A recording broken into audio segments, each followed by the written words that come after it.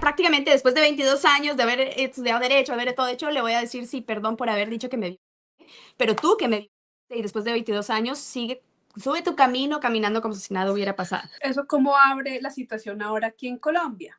Tú vienes y tienes que abrir un nuevo proceso legal en su contra ahora en Colombia. ¿Qué es lo que sucede cuando ya lo ubicas y ya dices hay que retomar? Porque digamos que el proceso contra él queda un poco suspendido en un limbo durante muchos años en los que tú desarrollas todo este activismo y todo este conocimiento, pero contra él particularmente, la condena, que se haga justicia, Entonces, ¿qué pasa aquí entonces? el caso está abierto en Bolivia. Él sigue siendo prófugo. Bolivia sigue pidiéndolo. Y la Corte Interamericana le dice a Bolivia, Bolivia, ustedes tienen que judicializarlo. Colombia, en la Corte Suprema Penal, dice, nosotros no lo vamos a extraditar. Porque hay un, un tratado de 1911 que dice que el caso en Colombia ya expiró. Entonces, como un tratado de 1911, como una normativa que da un tiempo. Entre Bolivia y Colombia. Y esto existía antes de los derechos humanos y esto era para mercancía. O sea, en 1911 se usaba para mercancía cuando había algo que se había Entre los dos transferido países. entre los dos países. O sea, tiene más de 100 años esta cosa. Entonces yo apelo y la Corte Suprema Civil dice no. El hecho de que no lo estén extraditando está violando el bloque de constitucionalidad, el bloque de convencionalidad, está violentando las normas y los estándares internacionales, así que sí, lo extraditamos. Y empieza esta pelea entre la la sala penal y la sala civil. Entre esta pelea, yo hago una tutela ante la ante la Corte Constitucional de Colombia. Ajá. Y la Corte Constitucional toma mi caso y dice, nosotros tenemos que revisar este caso porque hay dos temas importantes. ¿Qué pasa cuando un país, en este Colombia, está impidiendo que otro país, Bolivia, cumpla con lo que tiene que hacer? Porque cuando la Corte Interamericana da una orden, es para todos los países. O sea, si la cosa es judicializar a esa persona, todos los países tienen que contribuir y no pueden entorpecer que cumpla con la norma. Entonces, eso es una de las cosas que la Corte Constitucional está tomando. Y la segunda cosa es qué pasa cuando tenemos un tratado interno o una ley interna que está en contradicción con la Constitución, con los estándares internacionales, con todo lo que vino después. Entonces, son temas que no solamente me afectan a mí, sino a todas las personas que podrían afectarle el tema de que las normas internas están violando nuestros nuevos estándares de derechos humanos. Y normalmente esto se demora a mí me dijeron 3, máximo 6 meses, y ya estamos por cumplir 2 años y sigo esperando que la Corte Constitucional de O Colombia sea, decida el caso. esto en Colombia, el episodio Colombia, llamémoslo así, arranca hace 2 años. O Correcto. sea, tú llevas 2 años y has vuelto a interactuar personalmente con tu agresor, con Eduardo Gutiérrez. Bueno, ahora viene otra parte, la segunda parte en Colombia. Entonces, Colombia, antesitos de eso quiero decir esto, la Corte Interamericana dijo que Bolivia se convirtió en el segundo agresor. Y en Claro. este momento Colombia se está convirtiendo en el tercer Tercero. agresor. Porque primero niega la extradición para que yo pueda tener acceso a la justicia. Y hace 2 meses me llega una citación de la Fiscalía en Colombia diciendo que tengo que presentarme porque he sido denunciada por calumnia, injuria por mi agresor y que tengo que ir a conciliar con él. O sea, un prófugo de la justicia se escapa a un país y en ese país le inicia un proceso a la víctima. Un caso que viene 22 años abierto, un caso que tiene sentencia de la Corte Interamericana. Entonces, se ve la terrible violación de derechos humanos que en cierta forma, por más horrible y doloroso que todo esto, siento que algo bueno puede salir, que es visibilizar la gran vulnerabilidad que cientos y miles de mujeres están pasando. Que si a mí, con una sentencia, o sea, ni siquiera una sentencia de la Corte Interamericana me puede proteger, ¿qué es lo que está pasando con las mujeres? Y después de 17 años me dicen, tú te vas a sentar enfrente del agresor y van a conciliar. O sea, la oferta es una Es la conciliación. conciliación. O sea, prácticamente después de 22 años de haber estudiado derecho, haber todo hecho, le voy a decir sí, perdón por haber dicho que me violó. Pero tú que me violaste y después de 22 años, sube tu camino caminando como si nada hubiera pasado. Y te pido perdón. O sea, no, de verdad que no entiendo. Pero, o sea, no entiendo desde la parte jurídica lo ridículo que es, pero sí entiendo desde la parte narcisista que esta persona es y la forma y la mentalidad en que los agresores operan, que es la instrumentalización del sistema judicial para intimidar, callar y silenciar a las víctimas. Porque cualquier persona, o sea, yo, y no es que quiera poner mucho, pero yo que he pasado por tanto, que tengo tantísimo apoyo, que tengo un doctorado en derecho, entro en ese terror y vuelvo a ser esa niña y digo, Dios mío, me van a meter 3 años a la cárcel, ¿qué hago? No quiero saber nada, me escapo. O sea, 10,000 cosas me pasaron. El nivel de angustia que sentí por los primeros 3 días y ya después uno como que empieza a retomar, lee la sentencia y dice, esto no tiene ni patas ni cabeza. Sí, ya vuelves a Ya tener viene la... control, digamos, de los hechos, pero Exacto. es una violencia. Horrible, Esa, horrible el tener las pesadillas, el no poder dormir, y eso es que yo gracias, o sea, gracias a Dios yo cuento, digamos, con mis papás o con otras personas que me decían, Brisa, tranquila, mira, vamos a leer, vamos a pasar, tienes esto, tienes lo otro, pero cientos de miles de personas no tienen eso.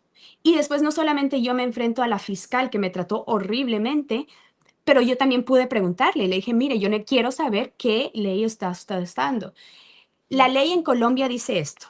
Si el querellante no se presenta, el caso se archiva. En mi caso, el querellante no se apersonó. O sea, no se apareció. Fue una tortura emocional horrible, pero no se apareció. Pero la fiscal decide que va a seguir con el caso y que lo va a mandar a juicio. Entonces, yo le digo, pero pero está en contradicción con la ley. Y yo le sí, decía a la claro, fiscal, yo le dije, fiscal, pero explíqueme qué ley está usando. Y ella me nombró el nombre de la ley, me dijo que si el querellante no está, entonces el caso es de Chiva, pero en este caso lo voy a mandar porque él mandó una carta. Entonces yo le dije, ¿hay alguna parte en la ley que diga que hay excepciones si él manda cartas o algo? Y me grita y me dice, tú haz tu trabajo, déjame a mí hacer mi trabajo. Y yo le digo, pero usted se da cuenta que se me está gritando, yo solo quiero entender. Y la abogada trató de hablar, defender, y también le dijo lo mismo. Usted haga su trabajo, usted me dijo, ¿crees que yo no conozco las leyes? ¿Crees? Yo le digo, no, yo soy la que no conozco, yo soy la que quiero entender. Pero yo pude responder porque estás preparada, porque porque tienes estoy un preparada, porque montón. tengo un montón de cosas. Vengo 22 años, tengo la Corte Interamericana, tengo mi familia, tengo todas estas cosas.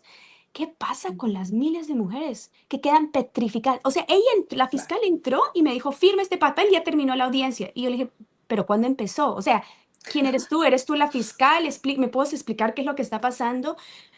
¿Qué nivel de vulnerabilidad con ese... Y yo no sabía que él no se iba a presentar hasta el momento que no se presenta, pero es ese terror emocional de tener que ver a tu agresor otra Es vez. una revictimización. Horrible. Entonces, Colombia se convierte, y esto está pasando todos los días, y es importantísimo para mí visibilizar esto para reconsiderar y repensar cómo el sistema judicial se está convirtiendo en un santuario de agresores y de prófugos y que está desamparando precisamente a los que fueron creados, a lo que fue creado para proteger. em, y está siendo utilizado como una forma de venganza con las víctimas. Entonces, a mí me gustaría hablar em, las tácticas que tienen las familias incestuosas. Dame un segundo Sí. antes de entrar ahí, que puede ser como un área diferente y dejar muy en claro eso que tú quieres tratar. Voy a hacer una pregunta que acaban de hacer acá, un super chat. Muchas gracias, Trent Mine, por el aporte. Resáltamela, Dai, por favor. Dice Trent, no es una pregunta, dice simplemente, Brisa, gracias por esa lucha. Carol, gracias por hacer visible esta historia. Muchas gracias, Trent, por valorar este espacio, esta intención de comunicar, porque sí, entre más detalladamente entramos en todo lo que has, yo no diría vivido, porque es que tú pasaste de vivir algo a hacer muchísimo. O sea, todo lo que has hecho es increíblemente valioso y lo que tú decías realmente apunta a generar incidencia. Hay otra pregunta acá de David Yamel Guevara, resáltamela, Dai, está encima la de Trent. Dice David, que veo que es miembro del canal, muchas gracias por ser miembro, dice, ¿cómo han tratado los medios este caso? ¿Cómo te ha ido a ti acudiendo a medios colombianos para visibilizarlo? ¿Y cómo has visto como el nivel de la capacidad para manejar el tema también? Sí, a mí mucha gente me hace la pregunta de si, cómo uno puede manejar, o sea, mantener como la esperanza. Y para mí la esperanza es precisamente los cambios que yo he visto en los medios y los cambios que yo he visto en la sociedad civil. En el sistema judicial, extremadamente lento, seguimos en el gobierno, seguimos lento, pero ahora la sociedad civil se está informando, está activando, por ejemplo, el hecho de que cuando yo fue todo un grupo de sobrevivientes de toda la región para acompañarme y estar ahí parados y decir, Brisa, no estás sola, lo que te hagan a ti no lo hacen a todas nosotros. Personas que yo no conocía hicieron un plantón y decir, wow, hace 20 años estaba completamente sola y ahora hay personas que ni me conocen y que quieren, que sufren con mi dolor. Y la otra cosa son los medios de comunicación. Han adoptado algo completamente diferente. La gran mayoría ya no son amarillistas como para sacar eso, sino cómo podemos visibilizar un tema importante, el respeto con el que hablan, el querer hablar de estos temas. Entonces yo sí he visto o sea, yo estoy 20 años, 22 años en esto. La diferencia de hace 22 años que nadie quería tocar nada de esto ni hablar de esto y los pocos que hablaban era como para desnudarte enfrente de todo el mundo para que todo el mundo hable. Eso ya es muy poco y casi muy pocos lo están haciendo. Entonces, es una gran alegría de eso. No, y me alegra un montón escucharte decir eso porque aquí en La Píldora hacemos mucha crítica de medios y realmente yo sí siento que todavía falta mucho, Ah, sí, pero si eso sí, tú tienes el récord, sí, o sea, siempre, o falta. sea, así como comentabas ahora todo el retraso en el sistema judicial, pero también como sociedad en lo que es la comprensión de las dinámicas incestuosas, pues yo creo que eso también está en los medios. Creo que los medios pueden ser ahora más acertados quizás, pero dudo mucho que estemos en el punto en el que se comprenda realmente la dinámica cultural del incesto y ahí ya entramos a lo que creo que querías mencionar ahora y es cómo es este funcionamiento de las familias con respecto al incesto, que es lo que tú has entendido y una cosa que tú haces mucho en otras entrevistas, tú hablas mucho de exfamilia. ¿Por qué hablas de exfamilia? Me gustaría entender esas dos cosas. Sí, para mí, familia son personas que te cuidan, que te protegen, que te hacen crecer, así como hay papás, dejan de ser papás el momento en que te utilizan de una forma como una violencia sexual. Entonces, mi ex familia dejó de ser familia para mí el momento en que decidieron proteger y encubrir al agresor.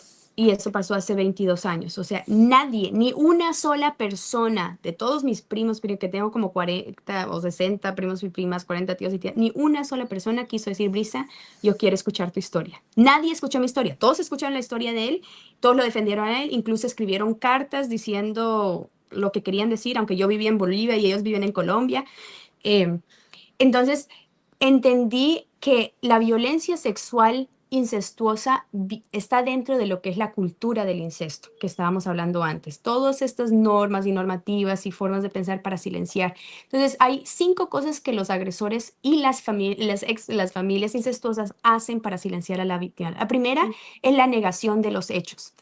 Entonces, rápidamente, cuando una niña trata de romper el silencio, le responde, no, eso nunca pasó, o estás inventando, o fue un accidente, o lo malinterpretaste, o estás confundida, no fue así, cualquier cosa para negar lo que está pasando.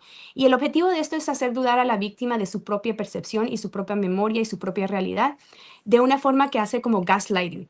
O manipulación psicológica. Y si esto no funciona y la niña sigue hablando, entonces viene lo que es el segundo paso, que es la minimización de la violencia sexual. Aunque no puedes negar lo ocurrido, Relativizarlo. exacto, intentan reducir su gravedad, como no fue para tanto, solo fue una caricia, no fue un abuso, fue un error, estaba borracho, ya hablaremos con él, cosas como realmente no es un gran problema. Y el objetivo de esto es descreditar la experiencia de la víctima para disminuir su impacto emocional y evitar consecuencias legales o sociales. Ujú. Si esto no funciona y la persona se va y empieza a hacer un proceso judicial o algo, empieza lo que son las amenazas emocionales o directas se presiona a la víctima a que guarde el silencio mediante amenazas como, por ejemplo, si hablas, vas a destruir la familia, o tu papá va a ir a la cárcel, ¿qué va a ser de nosotros? Tú estás destruyendo toda la familia, te van a quitar a tus hermanos. Entonces empiezan unas amenazas de que lo correcto y lo bueno es mantener el silencio y lo malo es romper el silencio, es hablar, es denunciar. Entonces tú te conviertes en la mala de la película. eh, y el objetivo de esto es generar la culpa y transferir la vergüenza y la culpa y el miedo y la responsabilidad en la víctima de las posibles consecuencias de lo que está pasando.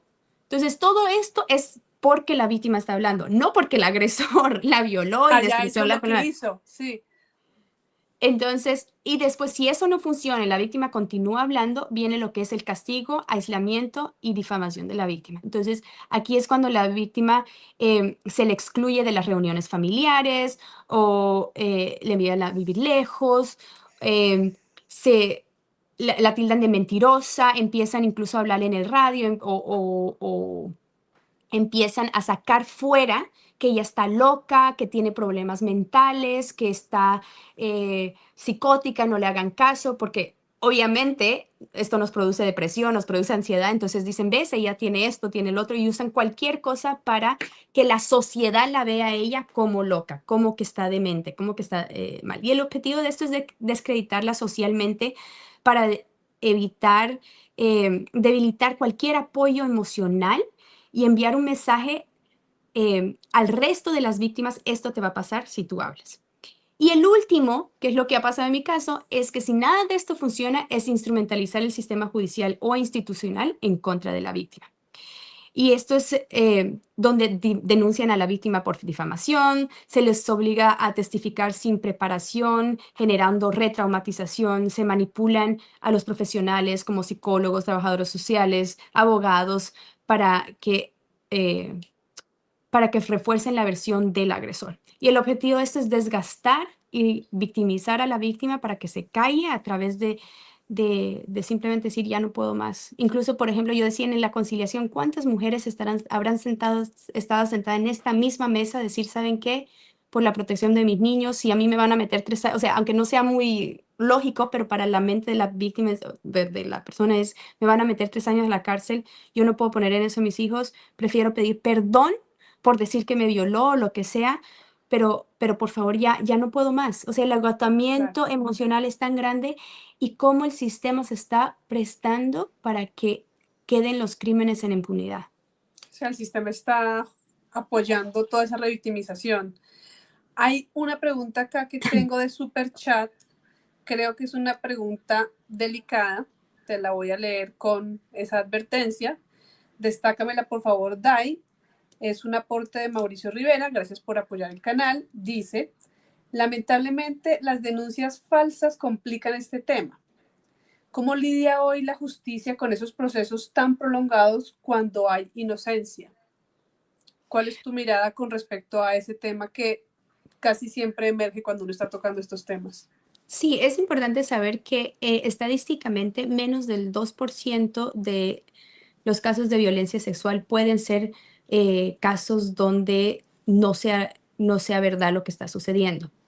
Después de haber trabajado con miles de víctimas y después de haber hecho muchísima investigación y trabajado con muchísimas instituciones, es muy importante saber que existe lo que es la entrevista, la entrevista forense, donde es muy fácil saber si un niño está mintiendo o no está mintiendo.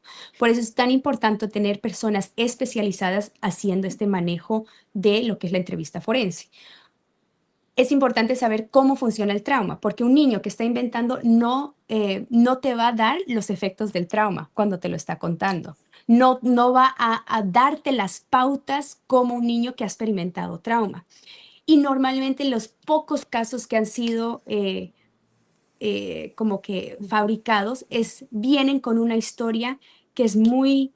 em, como que de principio a fin, sin contradicciones, se repite lo mismo, que no es como persona con trauma ha manejado o que el cerebro puede manejar. Entonces, cuando tú entiendes que, por ejemplo, en víctimas de violencia sexual, el hipocampo, que es una parte del cerebro que se reduce hasta el 12%, la persona va a tener dificultad en codificar lo que está sucediendo y va a tener dificultad en verbalizar lo que está pasando. Entonces, esos son pautas que nosotros nos dan. Esto es una experiencia traumática que el niño o la niña ha experimentado. Entonces, junto a eso se hace todo lo que es la investigación forense, que es junto a lo que son las familias, cuáles son los efectos que has visto en la niña antes, en la niña después. Entonces, hay una cantidad de evidencias que si se maneja bien manejado, vamos a poder llevar los casos correctamente. Entonces, así de horrible que es dejar a un agresor libre en la calle,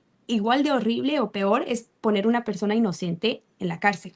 Por eso para mí es tan importante el trabajo de la especialización en personas que manejan este caso. Estos casos tienen que ser manejados por personas especializadas. Cuando tenemos la especialización, no se cometen este tipo de problemas. Claro, entonces digamos que la normativa de la que hablabas que se tiene que implementar en todos los países también apunta a generar justicia para las falsas denuncias. No es solo Exacto. generar, Correcto. es profesionalizar todo el proceso de atención a las Correcto. denuncias.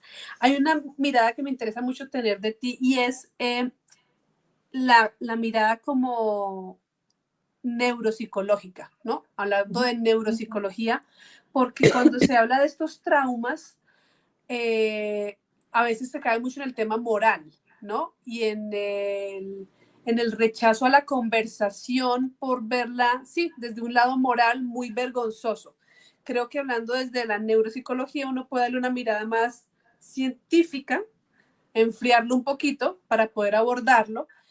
¿Cómo, cómo se puede trabajar para personas que estén ya siendo adultas sin saber identificar qué les pasó o teniendo una sospecha?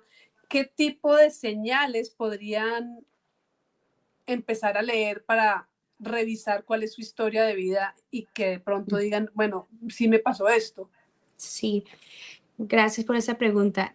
Hay muchas personas adultas el día de hoy que están experimentando muchísimas dificultades, muchas que son conscientes que fueron víctimas de violencia sexual, otras no, pero que piensan, no, pero eso me pasó hace 20, 30 años y no me está afectando.